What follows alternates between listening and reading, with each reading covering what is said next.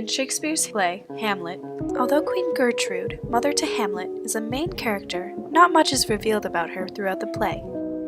If we examine her through a Freudian lens, we are able to examine her character further and perhaps propose some explanations to her behavior. In 1920, Freud proposed that the human psyche is made up of three parts. The idea is the instinctual or biological part of the brain. The idea is not affected by reality, logic, or the everyday world, as it operates within the unconscious part of the mind. It operates on the pleasure principle, the idea that every impulse should be satisfied immediately, regardless of the consequences. The ego is the decision-making component. The ego works according to the reality principle, making certain decisions to avoid negative consequences of society. The idea self is the imaginary picture of how you ought to be, and how you should be based on your society. Finally, the superego's function is to control both the ID and the ego, and to balance the two in order for a person to stay in cognitive consonance, or the harmony between a person's behavior and beliefs. Taking a few liberties on Shakespeare's original Hamlet, we have added some additional scenes that help propose some explanations to Gertrude's behavior.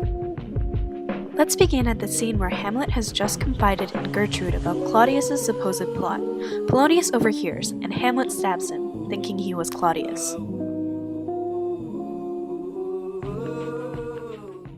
I need to tell Claudius about this. Sure.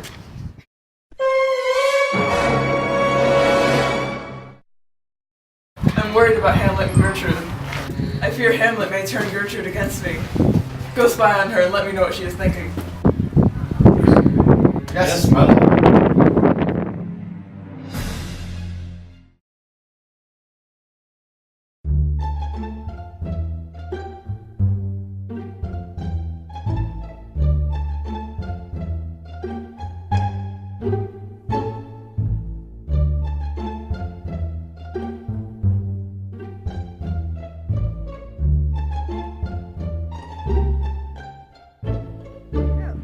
I'm split between two thoughts. Should I believe Hamlet, or should I stay loyal to my faithful husband, Claudius? Faithful?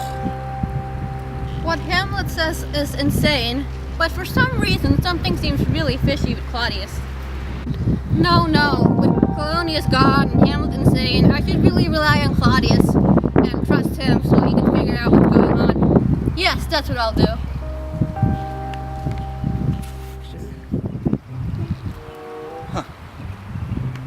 What makes you think? She's clearly crazy, my friend. Look at her. She's nearly two different people. I agree, dude. But, she's clearly insane. On one hand, she wants to believe Hamlet, who's her son. I mean, that makes sense. But he's insane. Exactly. But on the other hand, she wants to tell Claudius because of their marital obligations or something like something. Yeah, I don't know. I see.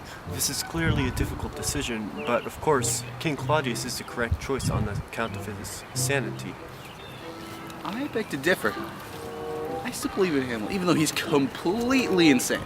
Completely and utterly. But he's her son, and he is the rightful heir to the throne. Maybe there's some foul play here. Look at us. We're like her superego. Very true, my friend. Very true indeed. Anyway, she's insane. Now let's go tell Claudius we are getting paid by him after all. Oh.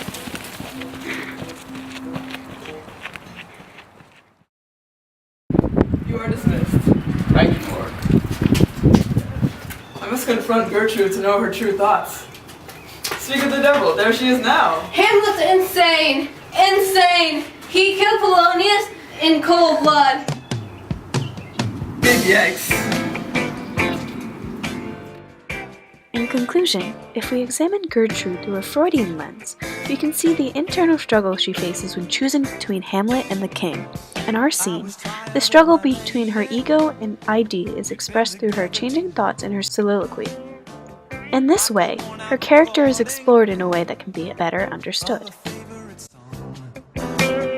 So while she lay there sleeping, I read the paper in bed. And in the personal columns, there was was this letter I read.